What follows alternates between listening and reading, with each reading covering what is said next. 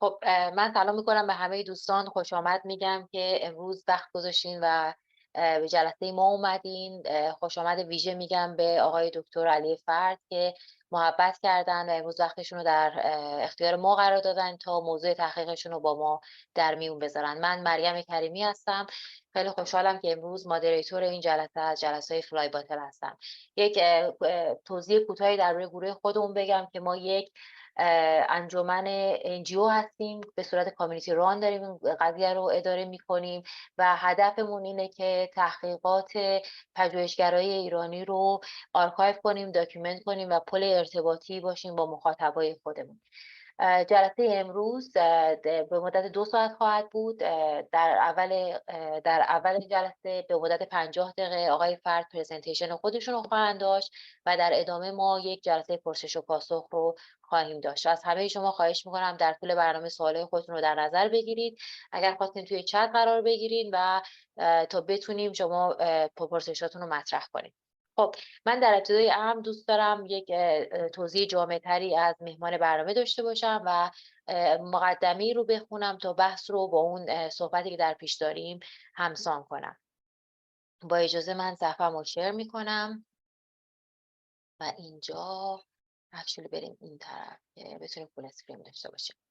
اوکی. خب Ali Fard is a researcher and educator, currently an assistant professor at the University of Virginia School of Architecture. Fard's work operates at the intersection of design and global urban processes. He is interested in the spatial imprints of technology and the urban disposition of infrastructure, and how design research can help ground the operational complexity, spatial hybridity, and territorial scales of large technical systems. Fard has been involved in a range of award-winning projects that reinforce design critical and multi-scalar role within the territorial dynamics of contemporary urbanization. His research and design work have been published in several journals, including Mass Context, Bracket, Telematics and Informatics, and Harvard Design Magazine. He has lectured and presented widely at universities and other institutions. Before joining UVA, Fard held teaching positions at the Harvard GST and the University of Waterloo. He was a research associate at the Urban Theory Lab at the GST and served on the editorial board of New Geographies. Fard received his Doctor of Design in Architecture and Urbanism from Harvard University and his Master of Architecture from University of Toronto. Fard is the co-editor of NG7, Geographies of Information, an edited volume that investigates the geographic and spatial footprints of data and realigns design relationship to information and communication technologies by expounding on their multi-scalar complexities and contextual intricacies. His current book project, tentatively titled Grounding the Cloud, Decoding the Socio-Technical Design of Planetary Platforms, further elaborate on the relationship between technology platforms and global processes of urbanization. The book argues that the takeover of urbanization by technology platforms entails a set of specific ideologies and socio-spatial strategies which position technology corporations as powerful actors in bringing about a particular vision of our collective urban future. This presentation will explore the intertwined relationships between urban systems, the notion of territory, and the agency of design. Through design proposals and research projects, Fard will explore how a socio-technical reading of territory and its temporal construction through urban systems opens new avenues of investigation for architecture and design. خب خیلی ممنون آقای فرد از اینکه دعوت ما رو قبول کردین. بسیار مشتاقیم که پرزنتیشن شما رو ببینیم. مرسی. خیلی ممنون از این اینتروداکشنتون و در ابتدا میخوام یه تشکر خیلی مخصوص داشته باشم از مریم کریمی واسه دعوت کردن من و واسه دستاندرکارمتون توی فلای باتل که این opportunity رو درست کردید واسه ما. و یک عذرخواهی میکنم در ابتدا از فارسی زبانان جمع. من فارسیم بد نیست ولی کاملا مکالماتیه، بنابراین تصمیم گرفتم که پرزنتیشن و دیسکاشن بعدش رو در انگلیسی داشته باشیم. And this is where I awkwardly jump into English. I hope you can all see my screen right now. So as the abstract alluded to, today I'll be talking about the very complex and intertwined relationship between the notion of territory, urban systems, and agency of design. Basically, within these inherent complexities, what value, what agency design poses.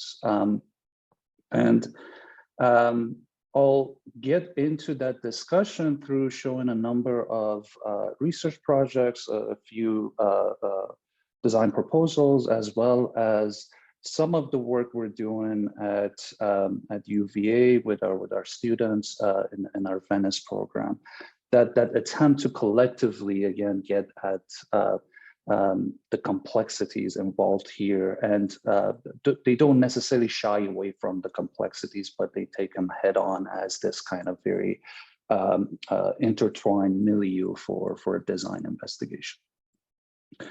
So let me start with the notion of territory, and particularly what I mean by territory here is the urban territory.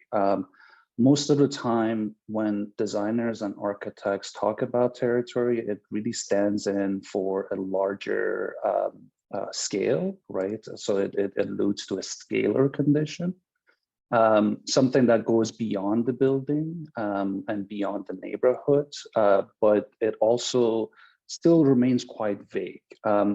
What I would like to argue with this talk is that the notion of territory is perhaps better understood as a malleable socio-technical construction. So territory is malleable because its definition shifts based on the physical conditions, the stakeholders that are involved, and the other forces that are continuously acting on a given site. Territory also transforms over time and historically, expanding and shrinking, sometimes quite drastically. So inherently, again, this concept of territory should be looked at as this malleable condition. A territory is also constructed both through technical means, so through things like borders, governmental jurisdictions, tax collection, etc., as well as through social and cultural means that create a collective imaginary of the territory. And increasingly, the notion of territory cannot be defined solely through either social or technical means. We need a conceptual hybridity that better captures the co-production of territory through the social, political, environmental, and technical systems that operate within, hence the need for this socio-technical conception of its production. So in this sense, a territory is inseparable from the systems that construct it, whether these are infrastructural systems that enable the operations within a territory or governmental structures that mediate their flows. Another way to pose this would be that to engage with the territory, one needs to engage with the operational systems that are at its core. And this is essentially changing our conception of design and its agency. Instead of solely providing solutions, design can become an investigative apparatus and a critical lens for inquiring into the inner workings of urban systems, their inherent complexity, and how they establish territories in their own image. So as I said, I'll be kind of going through a number of projects and research endeavors that try to come to terms with this conceptual complexity. And I'll start with our Venice project. I've been trying to incorporate this perspective in both my teaching and my research work, and this is an example of how some of the teaching and some of the research work we're doing through the Venice program at UVA begins to respond to these questions. Through the program, we've spent a few years investigating the territorial dimensions of Venice as an urban condition and its historical construction over time. So this is how we typically imagine Venice, a sinking city built in water or on water.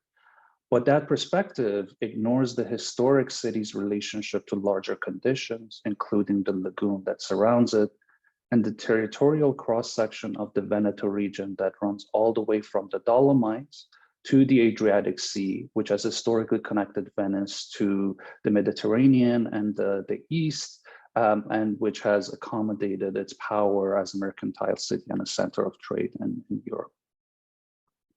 But here it's also important to understand the Venice Lagoon not as a natural condition, but as a constructed entity. Lagoons typically evolve in one of two ways. They either fill in with sediments over time and become land, or they open up and become part of the sea. So the fact that the Venice Lagoon remains a lagoon is a testament to a systemic understanding of the relationships between environment, geography, economy, and politics, and how, again, they're very much intertwined here. Venetians have rerouted rivers and redesigned the entire territory to maintain the lagoon that for them was not only a mode of transportation and a means of sustenance, but also a defensive barrier from invading armies. The muddy landscape or waterscape of the lagoon is very difficult to navigate. So it really operated as this de facto defensive surface surrounding the city. And this is one of my favorite representations of Venice, which by de Barbary from 1500, which shows not only the physical structures of the city in a very great detail, but also gets into how the city is morphed into the landscape, into the environment and the climate that contribute to its construction. So we see the kind of the muddy in-between landscape of the lagoon, which is neither land nor water. We see the 8 winds that impact how this landscape is navigated and deciphered.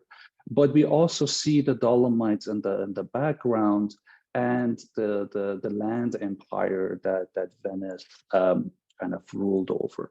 So in a sense, these historic maps have always been about not just capturing and creating an imaginary for the territory, but also capturing the environmental dynamics and the various forces that continually act on a given territory. And so through some of our research, we've been trying to, again, decipher this historic buildup of the city. Some of the examples that you see on the screen here, for example, get into population changes and how the growth of the population kind of shifts towards tourism. So there is a kind of breaking point where there are much more tourists in Venice than there are inhabitants, there are permanent residents. For context, for example, in Charlottesville, where I'm zooming to you right now, we have around 40,000 population. Venice has the same population, but it's a kind of massive metropolitan city with a global importance. So we also look at this kind of the impending climatic changes that are going to influence how Venice will be run, managed, and kind of looked at by looking at these various scenarios of rising tides and rising waters. We look at the lagoon again as this living condition, so not necessarily as again, not as a natural condition, but still it has a very particular ecosystem that becomes the means of sustenance for the people, and how the various reroutings of the waterways and dredging that happens continuously within the lagoon not only reshapes the lagoon itself, but begins to impact the inner workings and the dynamics and the operations of the city as a whole. The lagoon is also full. As I mentioned, there is a very particular ecosystem that has taken root here and has kind of evolved with the maintenance regime of keeping it a lagoon. That is, again, not only important for the sustenance, but also as an ecological condition, it is essential for the surrounding region, as well as the various kind of structures, whether they are navigational, communicative, and then so on, that begin to populate the lagoon. So by looking at these systems, the various urban systems that inhabit the lagoon, we get a very different perspective of how Venice as a city, as an urban condition, has been mediated and has been generated over millennia. And so a lot of this research gives way to a series of questions that students begin to ask through design, through the particular lens of design. For example, this project by Haranjan begins to recast the lagoon and the different, creating opportunities for different ways of seeing Venice and its interrelationship with the lagoon that it exists in.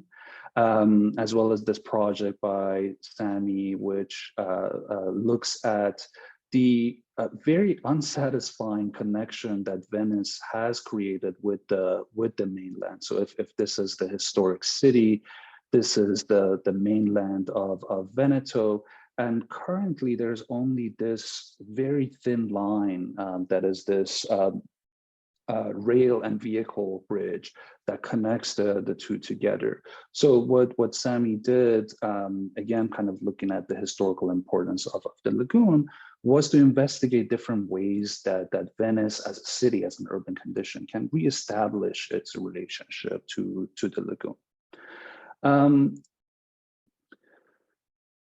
And eventually, again, like this becomes the basis for us as a collective to question and redraw the urban reality of Venice.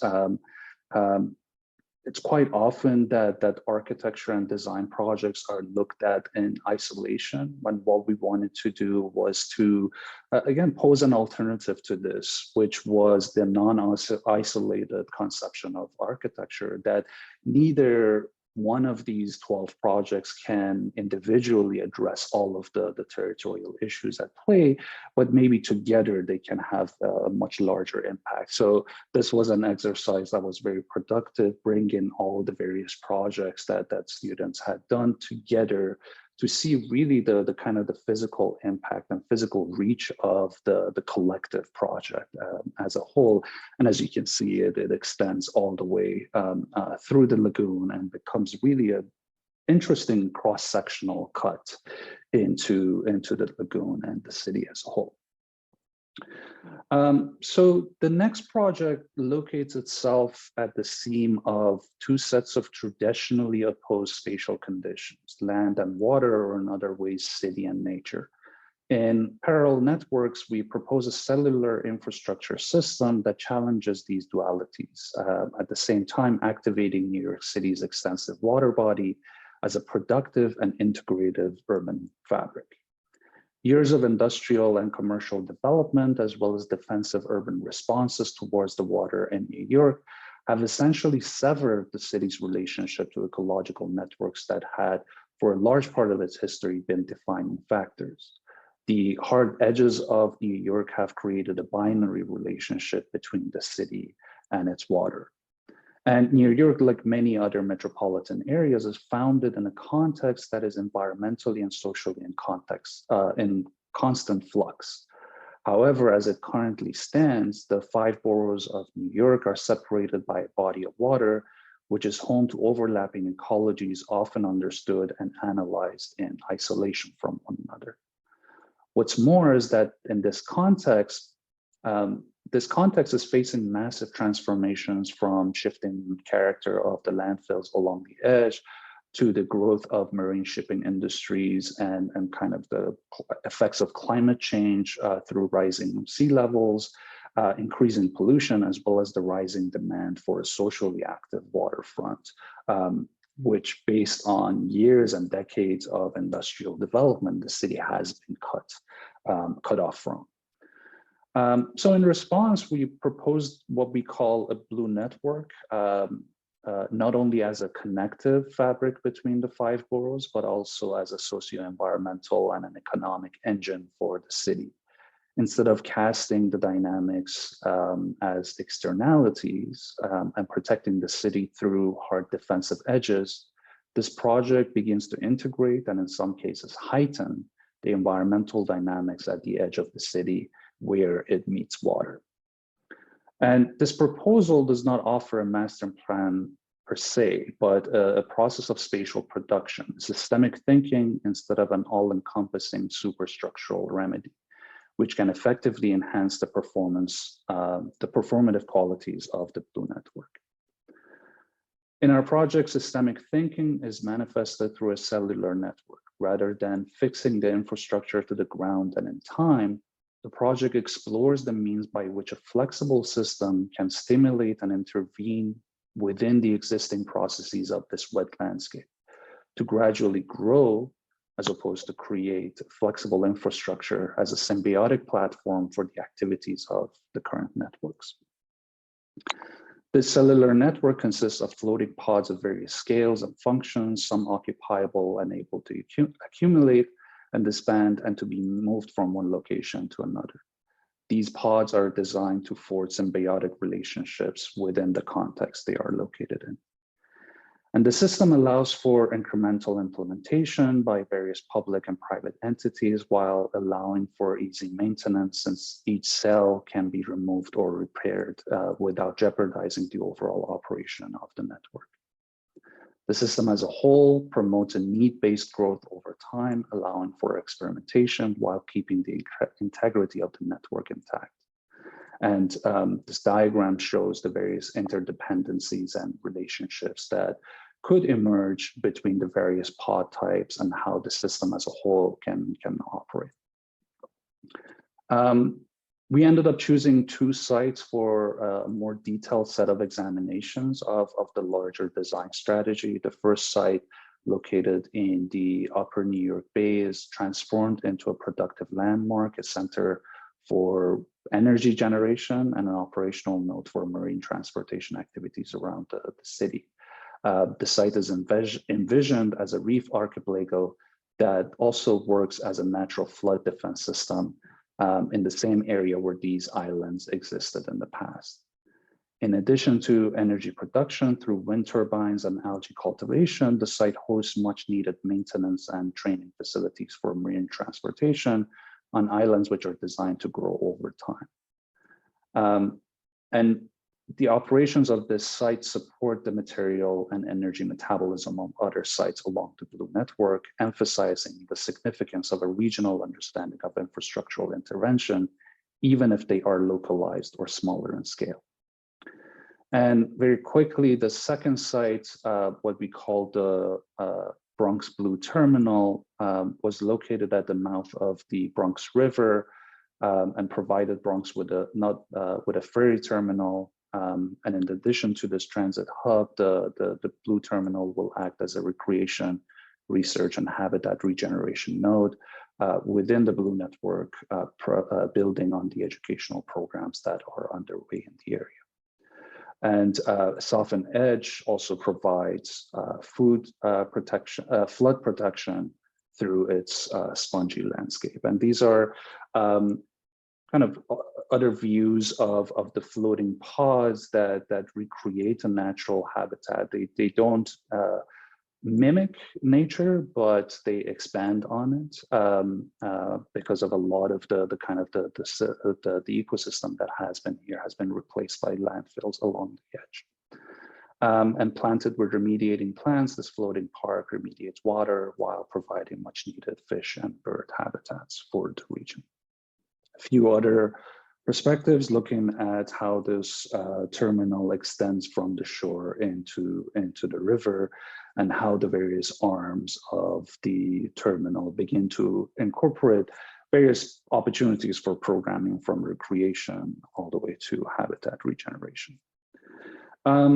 Onto a much more recent project, which was a response to a competition that was an international competition that was meant to reimagine the downtown of Sudbury, Ontario. This is a city in Northern Ontario in Canada, which has been decimated essentially through years of industrial activities. Acid rains are a constant.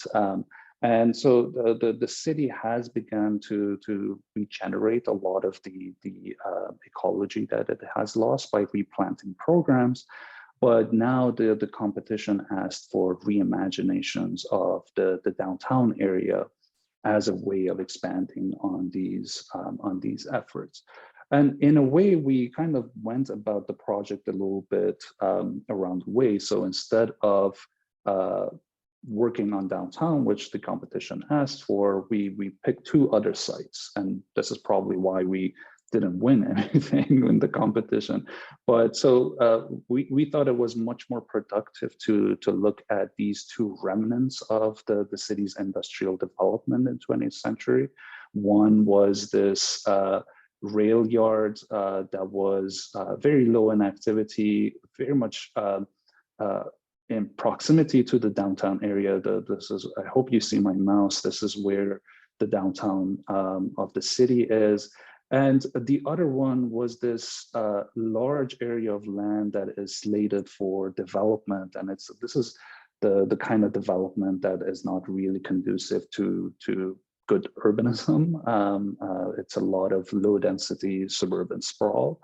And so we picked those two sites strategically because we thought, instead of working on downtown as this kind of isolated moment within the larger urban fabric of the city, why not look at the symbiotic opportunities that could potentially exist between these two sites that are, again, remnants of an industrial past, have contributed drastically to how the city has developed over the years, and also to its environmental degradation. So it would make sense that the remediation and the reworking into a more productive urban system would be to the advantage of not just downtown but the entire city. So we proposed on one side, the rail yard was turned into this massive mixed-use development, which, as you can see, it competes with the rest of the downtown.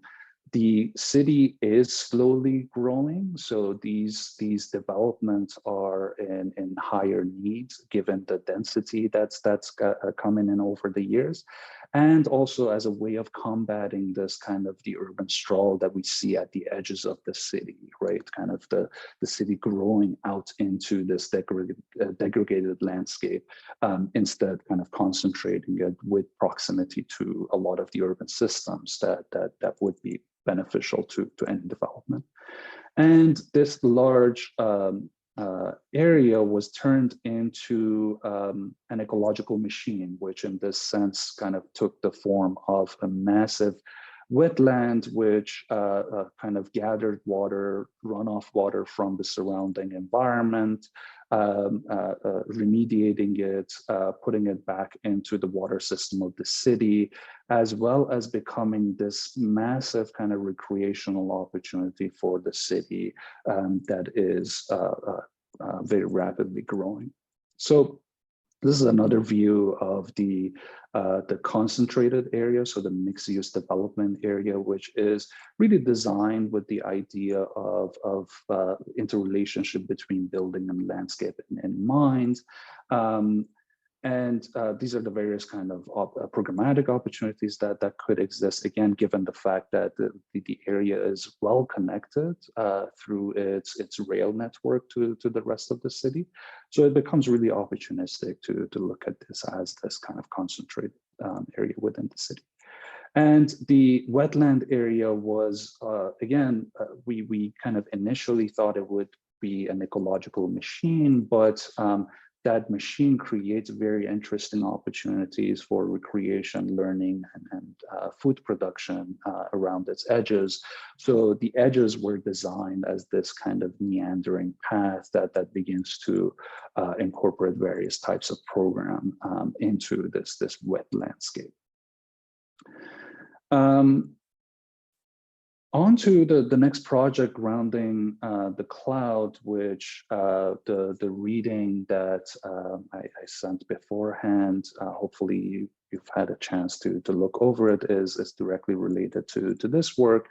And it is also at the same time a multi-year project that hasn't really finished. So it's still very much in progress, but it still begins to kind of inform a lot of my other work and research interests. So I thought it would be interesting to kind of open it up here. My research on the cloud stems from an interest in large technical systems, as you've seen from previous projects, and their socio-technical construction. So both interested in the physical and material imprints of these systems, as well as the emerging conceptions of urbanism that they come with, right? So how they inform discussions of smart urbanism or intelligent urbanism or AI-driven urbanism, a lot of which are based on the kind of the systems and conceptions that are coming from the technology work. Data platforms at tech corporations have, through a series of spatial strategies, positioned themselves as harbingers of a new model of smart urbanism. But in reality, the spatial dependencies of these platforms on previous rounds of infrastructural and industrial development aligns them with readily established neoliberal urban strategies of enclosure and extraction. And this is why we often find the footprints of the cloud, things like data centers and cable landing stations and so on, in post-industrial small towns that mediate access to an abundance of environmental resources, as well as a large surplus of infrastructure, which is left over from years of industrial development. The example that you see on screen, and I'll expand on this a little bit more, is from Lenore, North Carolina, which used to be the furniture making capital of the US, and it has kind of begun to host data centers for Google that have grown so much that their size and scale competes with the rest of the city. And at the same time, this is the kind of the marketing image that we get. Smooth, frictionless platforms in a harmonious relationship with their surrounding environment, which tends to underplay the environmental degradation and geospatial complexities at the core of their construction. These are the operational landscapes of platforms that leverage these landscapes to exert their power in cities. And these tense images bring to mind another set of images which architects are much more familiar with. In this case, Hans Holleins' fantastical collages of technical objects in landscape, which, like Corbusier's juxtaposition of the automobile with the Parthenon, these collages attempt to create a more appropriate architecture of their time. But I would argue that they also capture the tensions and complexities of the relationship between technology and environment, something that the images that we see from data centers and tech platforms tries to push under the rug. So starting from a simple question, the project aimed to investigate the territorial imprint of the cloud. Some of the problem we have had in defining the territory of data stems from the fact that data infrastructure remains hidden from our immediate spatial consciousness, which again, the word cloud also alludes to that murky, kind of not easily placed condition. This reframes the question for me to where is the cloud? a simple question which becomes quite complicated once you consider that the current bundling of data-mediated spaces in our cities actually mask and obfuscate and extend the geography of extraction, processing, storage, transmission, and control that underlies the ideologies, practices, and forms of the cloud, and by extension, tech-driven urbanism. This is the enabling geography of the cloud, a global operational landscape dominated by cables, data centers, extraction sites, tech campuses, manufacturing plants, and dumping sites that quite literally tether the cloud to the ground. By mapping and drawing these sites and their contextual relationships, the project aims to produce a spatial understanding of the cloud and the geographies that are activated through its continual expansion. The operational landscape of the cloud can be categorized into 4 parallel territorial strata, each of which handles the critical aspects of the cloud's operations. Farms or purpose-built large-scale data centers and their associated energy projects. Pipes or the physical networks of delivery and control of data. Mines or the extractive sites and operations of data devices, which quite literally mine data, but are also very much dependent on elements that are mined to make our kind of network reality possible. And finally, enclaves or corporate headquarters of technology companies and their bounded smart city initiatives. And given the limited time, let's take farms as an example to expand on. The region and zones of the cloud are materialized through data centers, which are in turn grounded in the specificities of geography and location. Locating the physical infrastructure of the cloud, like data centers, entails a spatial logic based on a geopolitical cocktail of economic, political, and environmental incentives. Specifically, the locative strategy of data centers is based on a set of standards. Whether a region is earthquake-prone, bound to political instability, or climatically extreme will be initial decisive factors. Energy reliability, good fiber optic connectivity, proximity to major target markets, low energy costs, access to water, inexpensive land, and finally, the more important tax incentives, each play an important role in where a cloud provider decides to plant its data centers. In locating its nodes, the cloud has followed in the footprints of previous rounds of capitalist spatial production. Cloud firms often locate themselves on top of the ghosts of the manufacturing economy, or within the spatial vestiges of the military-industrial complex of the Cold War. North Carolina is among states in the US that have lobbied heavily for data center investments. A rush that began with one of the first purpose-built Google data centers, the one that you saw a map of earlier on in Lenoir, North Carolina in 2007, was followed by the likes of Apple and Facebook, which in turn have been followed by other tech companies who have contributed to a buildup of a data center geography in the state. And again, like any other industrial development, once one of these companies lands, others will follow to take advantage of enclosing on the resources that they need. Even though the cloud is generally understood as a distance eliminating technology, the specificities of geography and sociopolitical dynamics bound its infrastructure into identifiable clusters.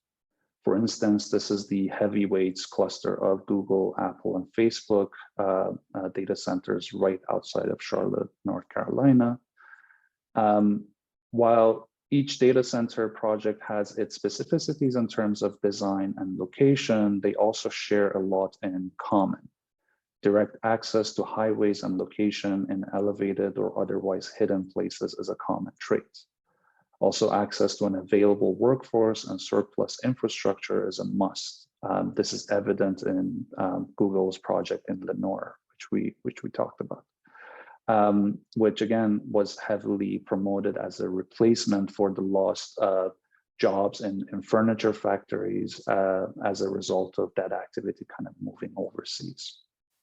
In addition, The political and economic willingness, the locational strategies of data centers mean that the local geography, infrastructural capacities, and the local built environment each play a part in deciding where and how a data center is to be located. And beyond its locative strategies, a typical data center's defensive spatial strategies use topography, vegetation, and hard barriers like fences and walls to cut it off from its immediate context, while maintaining the heavy dependence of while maintaining their heavy dependence on regional infrastructures of power, water, and data. So space and its construction play a critical role in grounding the cloud and creating and producing this global territory of data. And to test some of these ideas, we decided to pose a set of very specific questions and to zoom into to a location that is not only globally important, but also it becomes more immediately, can more immediately facilitate research in this regard. So we became very much interested in Northern Virginia, and in talking to even some of the alumni of the School of Architecture at UVA that have gone to create kind of offices around Washington, DC and in Georgetown. What they told us in the beginning was that why would you want to go to Northern Virginia? There's nothing there. And if you're really looking for kind of design excellence, there might not be a lot there, but for someone that's interested in infrastructure and urban systems and the extensions of infrastructure into operational landscapes, the site is really important because it is estimated that around 70% of all global internet traffic at some point passes through the region. That's significant, and a lot of that is because of the heavy investment into data infrastructure that has been historically made in Northern Virginia. So the first commercial internet companies took root in Northern Virginia. AOL, America Online, which some of you might be familiar with, kind of started from there. So early infrastructure for the growth and commercialization of internet, very much based in Northern Virginia, and that has become the basis of its development and its current reincarnation. But it's also very difficult to define Northern Virginia as a territory. And again, for someone that's interested in the notion of territory, this becomes really important. If you ask different people, they will give you different boundaries for where Northern Virginia is. And this is just a series of examples of how different entities and organizations and even kind of social and cultural imaginations begin to define where Northern Virginia is. And obviously each one is quite different from the other. So we went looking for other ways of defining a territory. And again, just as context for those of you not familiar with it, this is Washington, DC, the seat of the US government. And this is Potomac River, which runs parallel to Northern Virginia. And also Potomac River is the line that separates Virginia from the Washington, DC and Maryland. Large kind of infrastructural developments include things like the Dulles Airport, which was built in the 1960s. So there is a lot of infrastructural activity here, but really the face of the region is in Washington, DC and Georgetown. So we really wanted to see how can we redefine this territory, this malleable, kind of ever-expanding territory. And one of the mechanisms that we used was to research into this line. And this is a converted rail line. It was called the Washington and Old Dominion Rail. Which was a railroad that was created as a way of connecting Alexandria, which is this historic port city, to the coal fields of West Virginia over here. So this is the Blue Ridge Mountains, and the idea was for this railroad to pass the mountains and kind of bring all the coal to Alexandria. Needless to say that it wasn't successful, and then really towards the middle of 20th century, it transported very few passengers, but it had a quite healthy freight operation, and it kind of transported food from all the farms here, but also gravel and other kind of construction material for the building of the airport and the highways that surround the region. So, but around 1968, the rail operations began to cease, and over the next 30 years, the rail line transforms into a trail. Right now, this is a kind of a commuter trail that extends 45 miles all the way from Purcellville and Leesburg to around Arlington in Northern Virginia. So it becomes still an important communicative line, but it doesn't have that kind of infrastructural centrality that a rail line does until we get into other aspects of it. So this is a map of the old railroad at its height around the middle of the 20th century. This is the line of the railroad. And its intended path, again, was to go over the mountains into West Virginia to get coal into Alexandria. And there are really two main reasons for us to depict this as the spine of our investigations and as a way of defining the territory. One was really the trajectory of the line itself has informed a lot of urban development that has happened in the region. And this is kind of proven when you begin to look at historic maps of the region. The rail line is already here in 1890s. This is the line that begins to become the spine of the railroad. This is Alexandria here, that's Washington, DC. But most of the surrounding land, where later becomes Northern Virginia, is very much farmland. And it remains farmland for the majority of its history. But still, the kind of the line of the railroad begins to inform the direction of urban development. And you see within 1940s, towards the end of World War II, and the creation of the Pentagon, that's the Pentagon building, that black dot there by the Potomac River, how the creation of these institutions of military and intelligence begins to spur a massive growth along the railroad tracks. So Pentagon creates one wave of development. The creation of the CIA headquarters here creates a second wave. And throughout 1960s, the creation of the airport, as well as the Tyson's Corner, which becomes this massive commercial hub in US, all create spurs and create kind of development.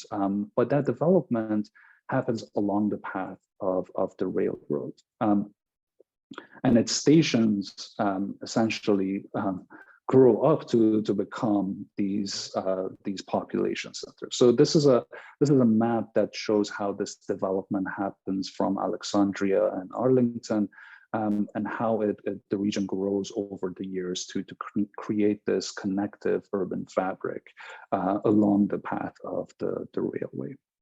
Another reason why we were very interested in the railroad was that the path of the railroad, the right of way of the infrastructure, created a lot of opportunity for other infrastructures to extend us. So, for example, right now the trail is besides accommodating kind of parents pushing strollers on weekends and commuting kind of joggers and bicyclists, it also houses a lot of high high capacity power lines, as well as a lot of fiber optics, which again, going back to the history of development of the internet in the region, it kind of makes sense.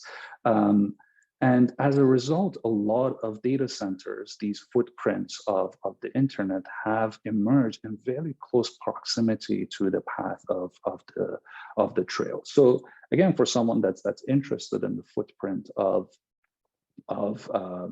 data infrastructure, this becomes a very critical zone to look at. But still, we needed to kind of create a mechanism for analyzing and for deciphering this region, even through the spine. And we were very much influenced by the historic trackage diagrams of the railroad, which flatten the path of the railway as a way of creating this linear spine, and the region, or the representation of the region, begins to morph itself to the linearity of the spine itself. So the spine, or the line, becomes a way of looking at the territory, as opposed to always looking at the line within the territory. So it reverses the lens. And we thought this was really interesting as a way of investigating the potential of the spine. So we started the process of unfolding the line itself into a flat linear condition, and began to map all kinds of urban networks on top of this. So all of its various road and transportation intersections, the various public transportation entities that exist within it, places and population densities along the path, and how they have developed certain kind of spatial characteristics. We looked at natural geography, forested areas, creeks, water bodies, but also parks and recreational facilities that have accommodated themselves, again, along this path. We looked at something that has been essential to the development of the region, and that's office parks and commercial spaces. Again, Tyson's Corner is world famous for being one of the largest malls in the US and in the world. But that kind of the creation of that mall and commercial activity begins to spur a massive series of office developments that begin to house technology contractors and those kind of early internet pioneers, and attracting them to the area, as well as looking at data centers and these productive facilities of data and landscapes that accommodate the growth of data networks within the region. We also looked at housing, primarily looked at the dominant types of housing that we see here, very low density mansion developments for the most part within gated communities, or communities that are very much cut off from the rest of the context, as well as single family suburban housing, which has become really a problem within this area, because as much as kind of investment is interested in this area, there are also people very interested, but there is a shortage of housing, because most of the housing is developed along these lines. There's very little kind of density that we can decipher within the region. We also looked at conservation land and kind of larger national parks and so on that have begun to become informal limits to where and how the region develops, and really they reinforce the linear nature of this development. And once you put it all together, it becomes not only a very complex map, but it becomes telling in the sense that you can begin to decipher certain zones of activity and then certain spatial characteristics within the region, something that we wouldn't be able to do if this was kind of presented as a typical map. So we can start from the kind of the Potomac, the shores of the Potomac River, the kind of high density of population and activities, the intensity of activities in Arlington and Alexandria, to kind of a quieter, more commercial-oriented developments in Tysons and McLean, to the quiet suburbs of Chantilly and Reston, and this area is also very much characterized by its massive kind of park spaces and green areas and all of that, but it is very much plagued by the lack of density that would accommodate the housing shortage in this area and contributes to the unaffordability of housing. The next zone is what we call the operational landscapes of the region. Basically, this is where all the data centers are located. This is where, given its proximity to the airport, this is also where you find a lot of logistic hubs and so on. Next is the historic city of Leesburg, which has become this bedroom community, commuter community for people that are commuting to DC and back. And finally ending at the tail end of the trail, which is Purcellville. And this really represents the largest undeveloped land within the region, but given everything that has been happening over a very short time. So again, like if you look back to those earlier maps, the region really didn't develop before 1960s. So before then, it was largely farmland. So all of this development has happened in the last 30 or 40 years. So a lot of that will probably begin to migrate into this underdevelopment area. And then by putting ourselves in front of it, we can begin to potentially direct how that development will go. So another way that this has been useful for us, this idea of kind of creating distinct zones, has been because now you can kind of pick apart each zone and really get into the spatial characteristics that define it and begin to get into the kind of the urban typologies that exist within each particular zone. And I've called the project a prelude to a project because it's not, again, it's not finished. But right now, what we're doing is creating kind of typologies of urban sites that we want to investigate.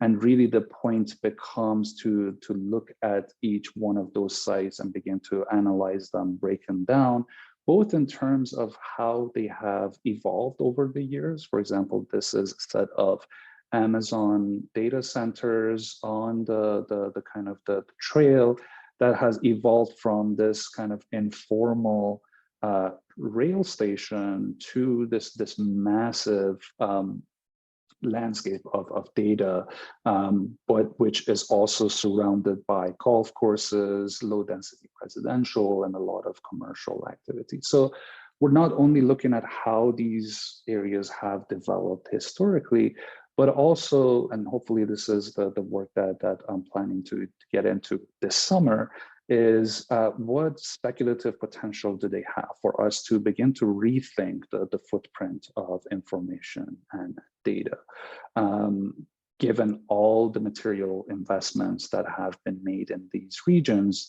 If, and this happens quite regularly, if data changes hands and if kind of primacy within data landscapes of Northern Virginia begins to shift, how will the urban landscapes of the region respond to it? So that's, again, the work that's remaining. And but I thought I would kind of put this out there for discussion, and hopefully it becomes productive as a basis of, again, finding ways that we can engage with these landscapes of data, and as ways of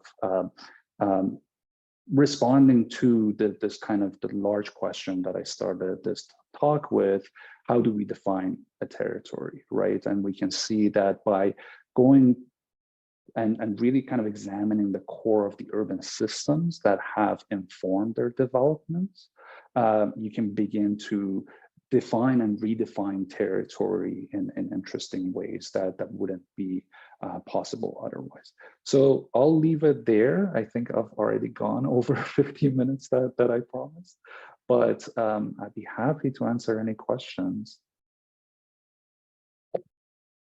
Thank you very much, Dr. Farhat, for this great presentation. It was quite engaging to look through all these maps and diagrams and follow the narrative that we're building. I also really enjoyed seeing the projects that you did with your students in Venice, in New York, and in Sudbury, and connecting to this material site of data collection and investigation in terms of territories. I would love. I'm gonna keep it in English because one of my friends, Margaret, is here, and I want her to engage as well. I want to invite the audience to pose questions. If you have any, please raise your hand, and we'll be happy to hear from you. Any questions so far?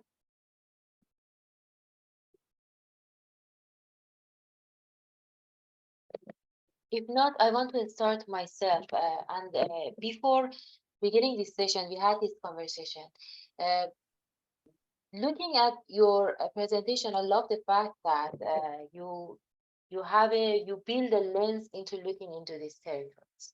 So you start with this idea that, okay, where are the location of these the data collection sites? They are not quite the material conception that we have of them, but they have real physical sites, and there is a material reality behind them. So why not mapping them? That's an interesting lens to start with. The other thing that I noticed in terms of this notion of the railway, the old railway that becomes the spine of forming this landscape and categorizing it along the way, to not just looking at this territory at a larger scale, but having a way of seeing how it has developed along that line that forms this territory, and reversing the connection because it's there, and now this becomes the generator. One thing that in the article that you shared was quite amazing, and I want to connect it here. I want to understand the connection between this immaterial reality that infiltrates the everyday life and the new notions of urbanism, what the kind of landscape that is emerging is collecting and impacting with these data centers that are hidden. So in these investigations, in terms of territory, in terms of urban development, is this something that you also address or not? If my question is clear, but maybe we can start making it clear. No, it is very clear, and thank you for the question. So I think, yes, the work does engage with the relationship between, the immaterial imaginary that is usually kind of marketed for these platforms, and how that imagined immateriality begins to actually actively hide. It's very much resource-based and very much material-based activities that these kind of systems and platforms come with, right? So that is a very much conscious decision on the part of platforms, data platforms, to create that narrative, that immaterial narrative. It is actually to their benefit, right? Because not only do they hide their expertise, meanwhile protecting their kind of the intellectual baggage that they have, right? Or the intellectual property that they have, but at the same time, they pose these systems and platforms as easy, as smooth, as problem-free, because if you can't see the issues, you're not going to be able to question them, right? So actually my doctoral dissertation really started from that question of, obviously we know that these systems are not material, but why are they always part of this immaterialization narrative, right? And part of that is marketing, part of that again is this kind of larger imaginary that is socially and culturally produced of these devices. For example, I mean, the iPhones that we have, one thing that's interesting is that we deem to kind of look at this device as something that has immense power, right, and is able to make millions of calculations every second. But in actuality, it's very much not a processing device, right? Processing happens elsewhere. Processing happens in the data centers, storage happens in the data centers. So it's very much dependent on these very material strands of data that begin to kind of look at or begin to operationalize these devices as screens, right? So in a way, the power does not rely at the palm of our hands. The power is in the system. We're just kind of borrowing time, right? And in a way, it kind of alludes back to the time sharing networks of the 1960s, right? Where at the kind of the origin of computing, computers were so massive that you had kind of screens that were connected together through telephone lines, right? So you were borrowing time off of this computer, and this kind of the device that sat on top of your desk was basically a screen that connected to that massive room-sized computers. So in a sense, this is a kind of rehashing of the same concepts, right? Whereas as opposed to our kind of network conception thinking that computing has become very much kind of distributed. Maybe that was the case in the 1990s with the growth of personal computing and personal computers.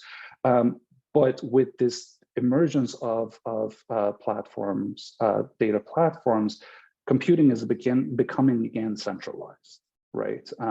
And a lot of that centralization happens through enclosing on these resources and on these kind of scarce material bases that make that possible. I hope that answered your question. No, that's perfect. That's perfect. I have another question I want to ask it. You know what, Trevor Paglen, I know that you know of him as well. He approaches the same topic from the lens of photography, where he has this almost telescope-like lenses, right? That he goes into these deep landscapes and tries to map this layer of opacity that is intentionally built, right? In terms of the fact that he takes these photos, but they're blurry, they lack resolution. And it shows that the distance that we have from these data centers, right? So in your research, I know, I see that you are mapping these data centers as well. Did you face any obstacles in terms of approaching these? Because I know that they're highly protected as well. It's not that easy. That's right. So that's the first question that I have, if you had that issue or not. Or the other thing is that referring to Shoshana Zuboff, the age of surveillance capitalism. It seems like we are behind, from establishing a democratic system to oversee how these centers operate, the kind of, the asymmetry of power that they have, the kind of data they collect, the way that they use it to operate back or impact us, in terms of their power. What are some of the issues that the designers, the ethical issues that the designers face, or the policies that we can think of to put in place to control how these data centers might impact our future urban environment? We can think about these questions. Of course, I know that they are a bit complex, but I think that the first question of visibility, making these invisible systems visible, I think it's I'll start with that, because that is at the core of what I do, and also what Trevor Paglen does. But increasingly, that's not enough, right? And that's why I kind of pose this project as an unfinished project, or a prelude to a project. It's not a project yet, right? So it's only setting the ground for an investigation into the alternatives, right? So up to now, the aim has been to trying to decipher, trying to understand how these landscapes operate, how do they tie into other material systems, and the various political dimensions of data economies. But now that that's a little bit more tangible, made through these maps and diagrams and so on, what are we to do with it, right? And that's partly where the kind of the agency of the designer or architect comes in, is to pose alternatives, not necessarily posing kind of design as a service industry, where, are we to build more efficient and better data centers? Is that really the value that design can bring in? Or is it to rethink the entire kind of network by looking at these opportunities of design, right? So for example, I mean, one thing that I constantly think about is this entire landscape. For example, the case of Northern Virginia has emerged really in the last 20 years, right? If you look at the data centers and the logistic hubs around the airport. In a very short time, the entire landscape of the region has transformed, right? The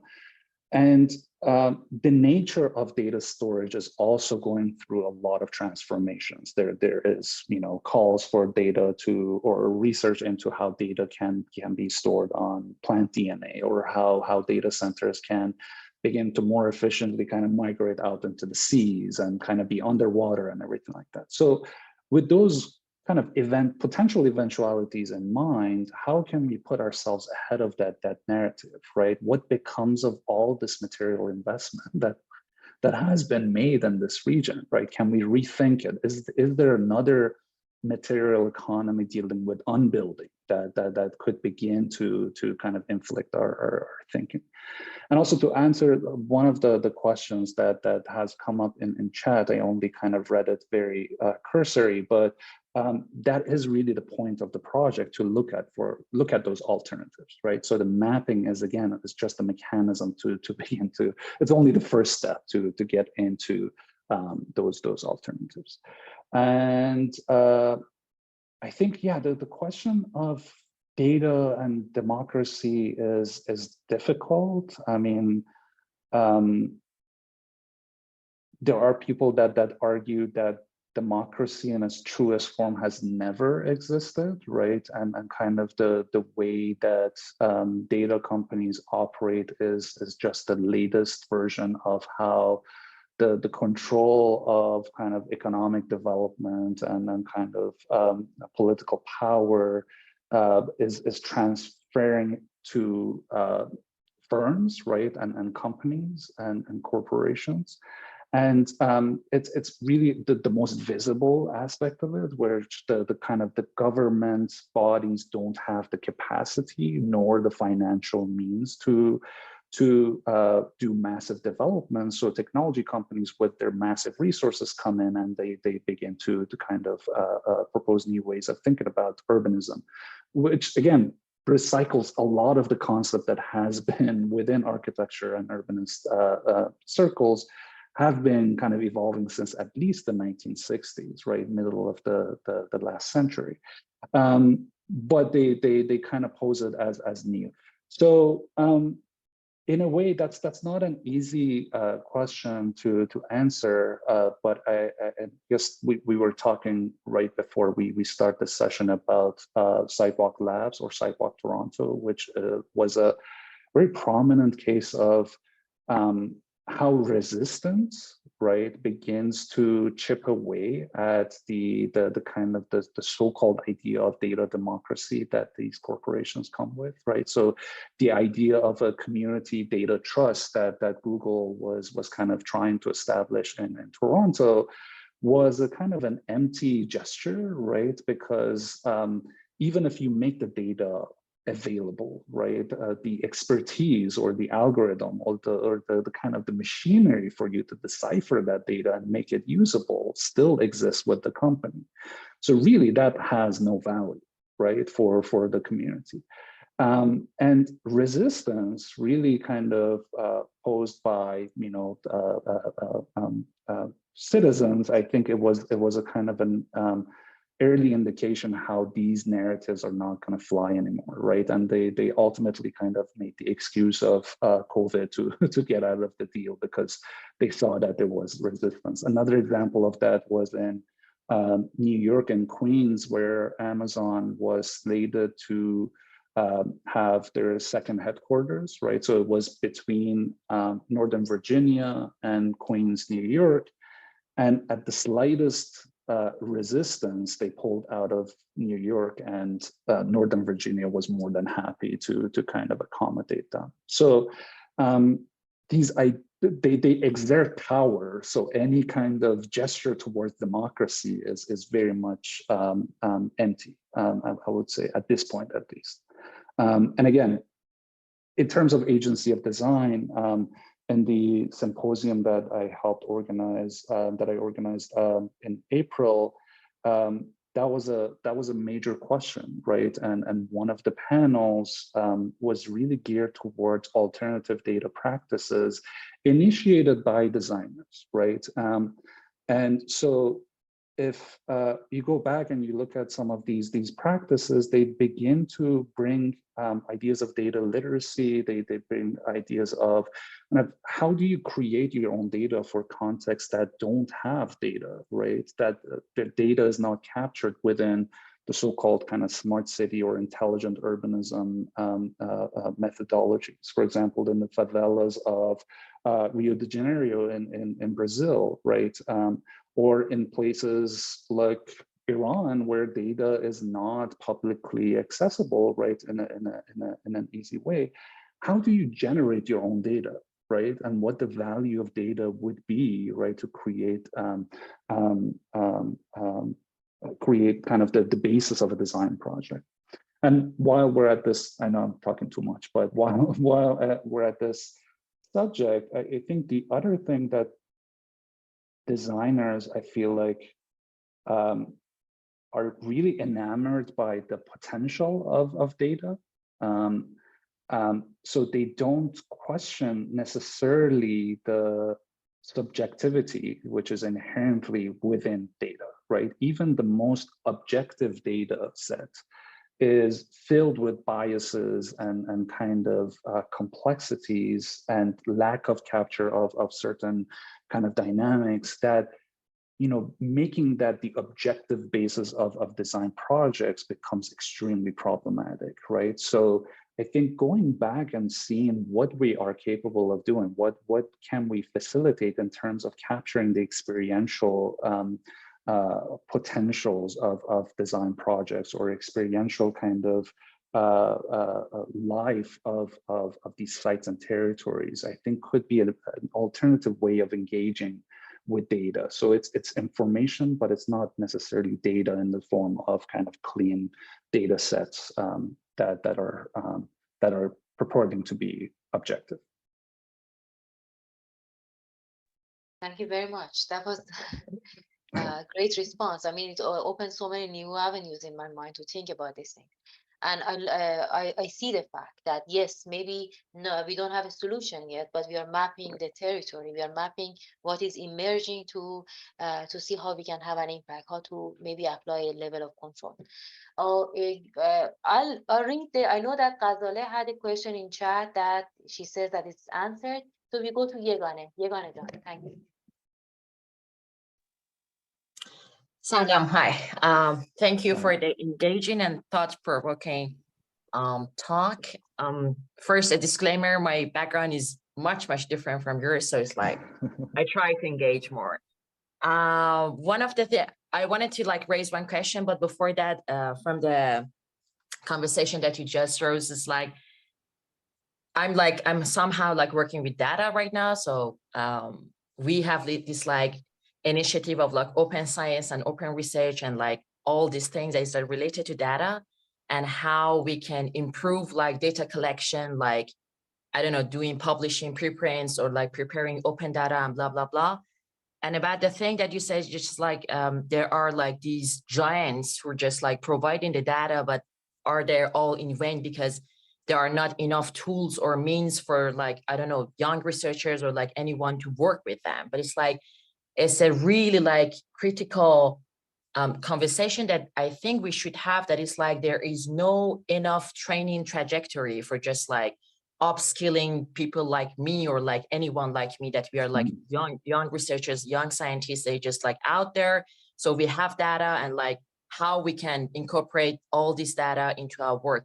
So like as a person who's like into open data and open science, I think we have to like push more for just like the data should be there. And then, okay, let's train more and more. And then let's use like, I don't know, different tools to just like to be able like to work with this. So we can like put more benefits out for the community. Specifically for like such fields like yours, that is like architecture. So it's like probably, I don't know how different is like to my field, but yeah, I wanted to just like to see your opinion about that. And then I have another question too. Yeah, I think that makes total sense. It's like the old adage, right? Teach someone or give someone a fish, he will eat for a day. Teach someone to fish, and they're set for a life. So in a sense, I think the machinery is more important. Like understanding the machinery of analysis and working with data is more important than the data itself, right? So in that sense, I 100% agree. I think literacy in terms of even within researchers, right, let alone kind of the lay people, I think it needs to elevate. And also, I mean, I see this trend of major universities creating schools of data science, or at MIT, they have this urban data program, Master of Urban Data or Urban Data Science, which again, to me, there is not enough friction there, right? It's as if the data is just hanging there, and it's up to the researcher to operationalize it, right, and to make a project out of it, as opposed to really questioning the means by which data is gathered. What kind of data are we talking about? How is this data reflecting biases or issues within these communities that we're kind of quote unquote designing for? So in that sense, I think the issue of ethics and really looking at data not necessarily as just a science, but also as a social and cultural kind of mandate, right, would be super important, right? So not looking at data as this kind of objective thing, right, to be mined and to be kind of operationalized, by looking at it as this kind of subjective that could potentially reflect the experiences of communities a little bit more closely. Yeah, right. Thank you so much. I wanted to ask this question that's like, again, as a person who's like outside of the box, we have this like creative, human-centered like aspects of design. And then right now we have, it's just like data-driven insight. So what kind of like new strategies or methodologies or, I don't know, frameworks are out there? They have been developed or improved or like emerged to strike a balance between like these two like end of the like strain, that is like how they can be connected in terms of like design. Well, welcome to my world. that's like a constant question. I mean, first off, I mean, research and design is relatively new, right? Compared to sciences, humanities, it's very new, right? So design and architecture is predominantly a professional field, right? We are to train architects that make buildings, right? So the idea of these kind of critical questions forming the basis of design research is very new. And I would say that we are constantly building new tools and new methodologies, right? And as you saw, I'm also kind of struggling through how do I kind of make sense of it as kind of, someone that wants to do research, but sees the kind of methodologies and capacities within design as lacking that kind of criticality. So in a sense, I don't have an answer for you, but I would say that there are emerging kind of methodologies, there are emerging kind of schools of thought that have begun to kind of investigate that. And the projects that I showed, particularly the last one, is an example of that, right? Kind of trying to figure it out. Thank you so much for the talk. Cheers. Thank you, Yegane. Fazil John, we will hear you.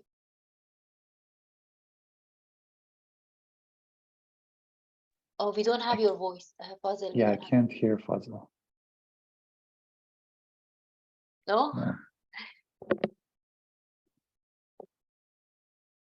Maybe until you resolve the sound issue, do you want me to ask Human's question? And I believe maybe you answered the first portion of it, but I'm just going to read it loud Yeah, for our audience. sure. So thanks for the presentation, very original and technical in nature. I have two questions before leaving. Firstly, does the Grounding Cloud project attempt and focus on providing a counter-hegemonic and alternative to the current data cloud infrastructure, or is it purely investigative and descriptive at this stage? Second question, to what extent conceptions of territory and systems undergoing shift with the advent of AI into urban fabric and mediated environment? Mhm. So I think that the first part we already kind of addressed. Just to say that Human should stay tuned. There's much more work that we're doing that again attempt to reconceptualize not only how we deal with data infrastructures, but what type of spaces and what kind of new territories emerge as a result of it. Second question with regards to AI, I mean, everyone has their hot take on AI, and most of them are probably going to be proven wrong in the next week or so. That's how fast the field is kind of developing, right? And I would say that it will undoubtedly change how we even operate as designers and as architects. So let alone kind of changing the territory or territorial kind of conceptions of design and data. But at the same time, I would again caution against looking at AI as this kind of revolutionary new wave, right? Not only because it's been kind of decades in the making, right? And kind of AI and computation begin to kind of emerge almost simultaneously, right? Together, and the history of computation tells us as much. But also they're still very much dependent on these material territories, right? There are kind of data sets that are housed within data centers, and there are kind of people that are training kind of AI models and machine learning models and so on. So it's still very much kind of physical in nature and uses a lot of material support systems. So in that sense, I wouldn't put it above kind of physical territories, right? It becomes embedded and it becomes yet another aspect of reshaping those territories, as opposed to being this revolutionary new thing that is completely different, right? It's just the next step in that evolution. And I'd like the easy way out, but I hope that answered the question. Thank you very much for your answer. Fazil, we'll hear you. Can you hear me now? Yes, we I can. can. Yes, yes. Sorry. Yeah. Thank you, Ali. That was great because you basically pointed out to something that, I mean, the best way to put it is that you basically make visible the highly invisible thing. And that was super exciting for me, because when I'm looking into the environmental impact of these data centers, I see that they are very energy intensive and carbon intensive. So I'm basically looking from the environmental perspective and the impact of those maybe limited footprints, but they actually have very much bigger and extended areas that they really ruin the environment in the whole region, I would say. So you have already mentioned that this is a kind of ongoing project, that you start with visualizing the location of this and the connections of all these data centers around the globe to kind of visualize the invisible, and then showing that they are really happening on the planet, and then we need to maybe consider them. But let me also focus on the term you use, mining of data, but also mining, like data is, we used to talk that data is kind of money or gold, but nowadays it's really literally money. And even I know from a country like Iran, many even foreigners like China or Russian companies, they started to invest for the mining cryptocurrency, just in maybe the place that there is nothing there, but they call it nowhere, but they are actually the habitat, a place of living for so many creatures and species. So I actually wanted to maybe ask you about how do you see the ongoing direction to this mapping more the environmental impact, and then see, of course, we don't have access to any of these data. Maybe even if you look to the Google map, you don't see any of these developments happening, but how we can actually like grow the awareness of the people that these are happening here and there. But if you notice, for instance, last summer there was a huge blackout in Iran. Like there was no electricity, and then that was actually a consequence of those mining around the grid. That we know that the grid is taking out, that they are taking a lot of power during those times. Even they don't care about the comfort of the people. So all of these things, I just wanted to see. There is the whole maybe area, a big area, and it's kind of also kind of critical to go that direction, especially for some countries that we know that it's not accessible at all. And then what would be your maybe suggestion or any thoughts on that?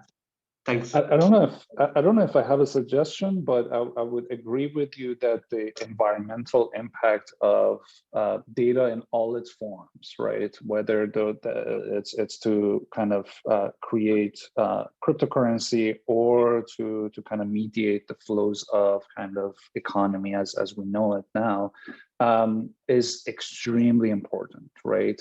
And when we say environment, I think it's not just human environment, as you alluded to again. It's the kind of post-human, or I guess more than human is probably a better word for it, right? Consideration of the various species and landscape and life forms that not only contribute to generation of these landscapes, but are then much more heavily impacted by it, right?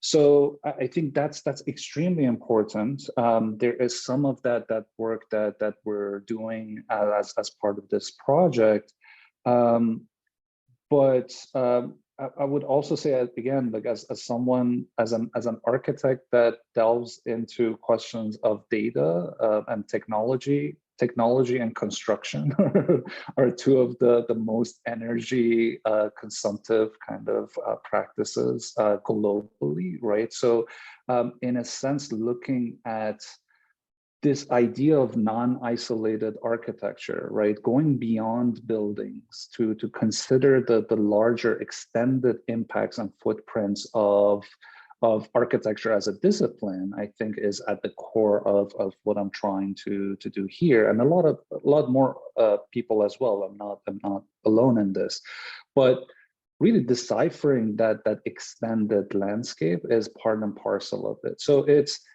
making things, making invisible things visible, but at the same time, it's posing new questions for those now visible kind of landscapes, right?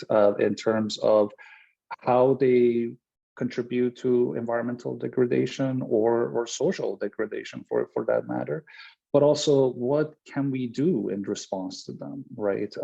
What alternative means of data collection, what alternative strategies can we begin to incorporate, and how do we house these, right? Where does kind of, like, again, like as an architect, I'm not going to pretend to be a data scientist, right? Or I'm not going to pretend to be a computer scientist, although I did study computer science for 2 years.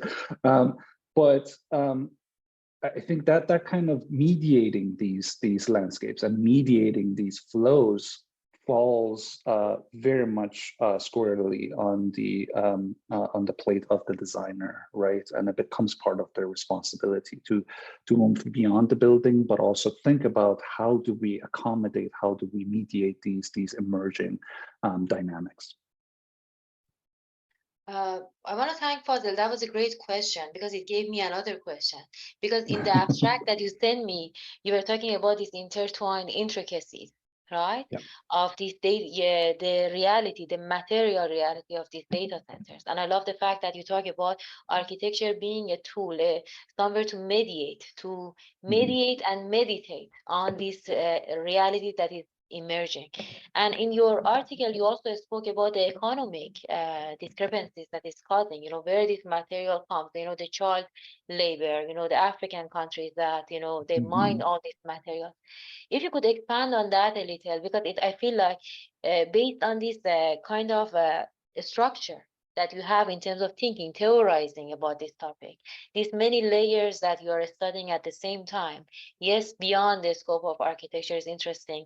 Fazil pointed to one of them. You already have talked about another one, in your article. Maybe you can expand on it a little. If we talk about the neoliberal market and the mining of these materials that comes from the African countries where they're predominantly child labor and things like that.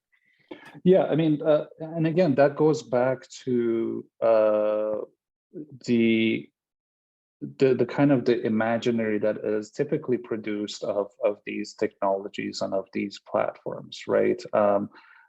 In the 1990s, it was all about kind of placelessness and the kind of the destruction or the disappearance of distance and kind of erasure of geography, right? And the crash of the 2000, the dot-com bubble bursting kind of proved that, no, there is a kind of material basis to this, and it begins to inform kind of decisions and so on. But at the same time, that kind of ideation or that narrative of fluidity, right, ease of use, the kind of almost instantaneous communication, it still kind of plagues these discussions to a large degree, right? It's only when you begin to look at the other side of the screen that you realize the interrelationships that they create, right? So the copper that forms a very integral part of the lithium-ion batteries. One of the largest producers is Democratic Republic of Congo, which has a lot of informal mines with a lot of child labor that goes unseen. Amnesty International had a massive report on this.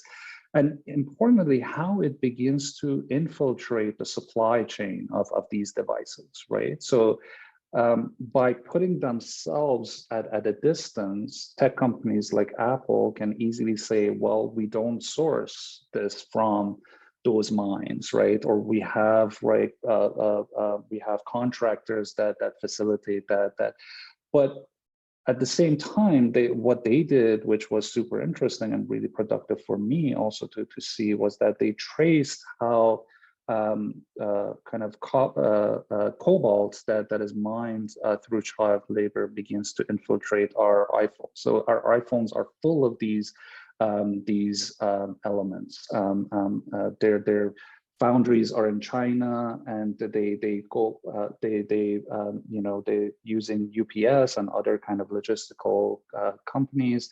They arrive in US, while there are questionable labor practices in China and in Taiwan and in Korea, where these kind of devices are assembled together, right? So if we focus on the device itself and what it accommodates, what it enables us to do, we lose sight of that large planetary landscape that really kind of builds this. So in a sense, that's how I kind of enter the discussion, is by looking at that planetary condition as the territory of data, right? Not necessarily the software side, what you see on the screen. That's an effect of data platforms, but their territory, their material kind of material systems that enable them, it's very much physical and very much material and very much global in scale. So in a way, it disempowers the architect, right? Because we're kind of used to defined programs working within kind of defined parameters. So within this kind of complexity, it's like you're lost at sea, right? And that's why I kind of I think I mentioned in my abstract and also in all of my pieces that I'm embracing complexity. There is something to embracing complexity and being lost a little bit within this realm that is productive, right? As opposed to always looking for definition, right? And as you saw throughout my talk, the concept of territory becomes larger and larger and larger, right? So it really depends on the lens that you take on to investigate these conditions. Excellent, fantastic. No, I understand. This territory that is multi-layered, complex, but you kind of have the uncertainty, but at the same time confidence to build the tools to map it, right? And that's a huge challenge, right? And I congratulate you. It's quite fascinating to see this research and how it's developing. I'm quite sure it's super challenging. Maybe I ask my friends for a Farsi question if anybody is interested. سوال فارسی داریم بچه اگر سوال دیگه ای هست نه okay we focused a lot on the last part of your presentation and is the complexity of it. It generates so many ideas, quite fascinating. The first project that you showed, the one in Venice, in New York and Sudbury, they were more perhaps more common, more familiar ways of thinking about urban landscapes. Mm-hmm. I want to know how this second research, your PhD research, these ideas of smart cities, data collection, did it have anything to do with the way that you conceptualize about those projects or not? How this research inform that kind of practice, or does it? It does, absolutely. And I would say that, I mean, they're not really different methodologies, right? That's what I try to kind of put forward at the beginning of my talk, that to get into an understanding of territory or to conceptualize it for each project, you need to look at urban systems, right? And that's the kind of the consistent methodology for each of these projects. Each context is really deciphered through looking and analyzing the urban systems that construct them, right? So for Venice, it was the creation of the lagoon and how the lagoon is historically operated and how that kind of relationship is lost now, right? And becomes this kind of Disney-fied kind of tourist destination. And it loses touch with the kind of the systems that still very much heavily maintain it as an urban condition.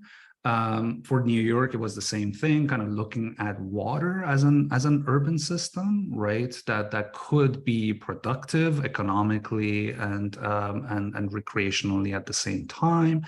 And for Sudbury, again, like the industrial remnants of that kind of development that happens in the early 20th century in Sudbury becomes a new way or becomes a new platform for engaging with that context, right? And as I said, like, we didn't really do what the competition asked us to do, which was to reimagine downtown. We said, you have kind of larger worries here, right? And in a way, looking at those systems, looking at those infrastructures becomes a way in to create those new questions, right? And create those new contexts for engagement. So in a way, they're very much related, and they're very much almost the same methodology is applied to different themes and different kind of, it takes on different guises, but at the core is the idea of urban systems and how they inform not only our understanding, but also the future orientation of these sites and contexts.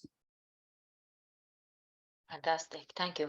Thank you. It's almost like a subconscious layer of looking at this territory historically and mapping its infrastructure and this Absolutely. uneven human lives.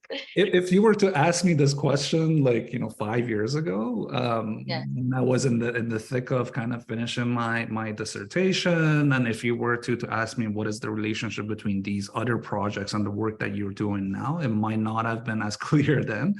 But, again, like partly subconsciously, partly through kind of developing these kind of ways of seeing and ways of kind of analyzing for yourself, that, in putting together these talks and these kind of presentations, it becomes a little bit more clear, right?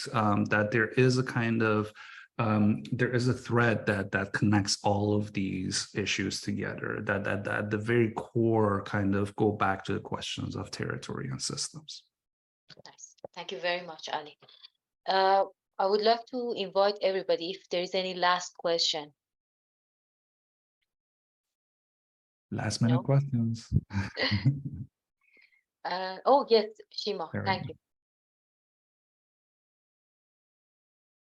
Hi, thank you so much. It was really nice. I'm personally very fascinated with like how architecture kind of plays around with like human experiences and like how it defines territory. And I'm just myself a big fan of forensic architecture at the Goldsmiths London. And I was wondering like if you have worked with them, or are you are you in touch with them, or like how you define your practice in terms of like human rights violations? Thank you. So I haven't worked with them, but my methodology and the way I look at the value that design and architecture can bring is very much informed by that practice, right? So also thematically, my work is very different from the questions that they're approaching. But very much so, right? The idea of architecture as being something that goes beyond just building buildings, right? And really using the capacity of architecture, capacity of drawing, making invisible these invisible dynamics, right? As a way of creating evidence, right? As a way of creating kind of experiential narratives that might go unheard if they're not like visualized, or they're not like captured through these design methodologies, is very much kind of influenced by their work. So I'm happy that you bring them up. There's been they have been a source of inspiration, but I haven't worked with them. I mean, just to inform you, Shima, we are going to have a session with someone from the forensic architecture firm in London, right? And that would be really good if you could attend that as well. But the other thing, Dr. Fard, Ali John, I felt like we brought something home today, just watching your presentation, right? And these excellent maps that you showed, these excellent narratives that you visualize. I thought it was quite engaging to follow your story, and also to understand, what you said in your last response, that this is something you are building this lens, right? You are developing this narrative, and these nodes are finding themselves in a way that you did your research, and now these kind of projects that you undertake to continue mapping these various territories of engagement. And I love the fact that you are not just you mentioned it yourself, that architecture is not just about building, it's about maybe a tool for thinking, maybe it's a form of meditation, maybe it's an instrument, right, of mapping an idea and theorizing something, but not just in the context of words, but in something that can be visualized, something that can be drawn. Excellent topic, Dr. Fard. I'm so happy that you shared it with us. It was quite amazing. Thank you. No, I'm happy to share it with you guys, and just want to mention the wonderful work that you're doing with the fly bottle.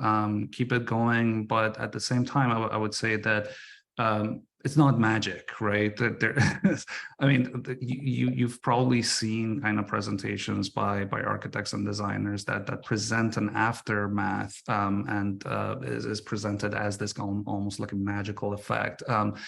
Where there is hard work that goes behind kind of creation of lenses, asking important questions, and really looking at architecture beyond a service industry and as a critical discipline, spatial discipline, I think is really important. Fantastic. Thank you very much. Thank you very for much, having me. everyone. Thank you. Thank you, everyone, for being here today with us. It's a Sunday, and I know that everyone wants to be out, right, enjoying the weather, but I hope you enjoyed this conversation. I thank Dr. Fard again for this wonderful conversation, and I hope to see you in our future sessions. It was Until a then, pleasure. have a good day. Thank you, everyone. Bye-bye. Ciao, ciao. Khudafez. خدا خدا نگهدار همگی.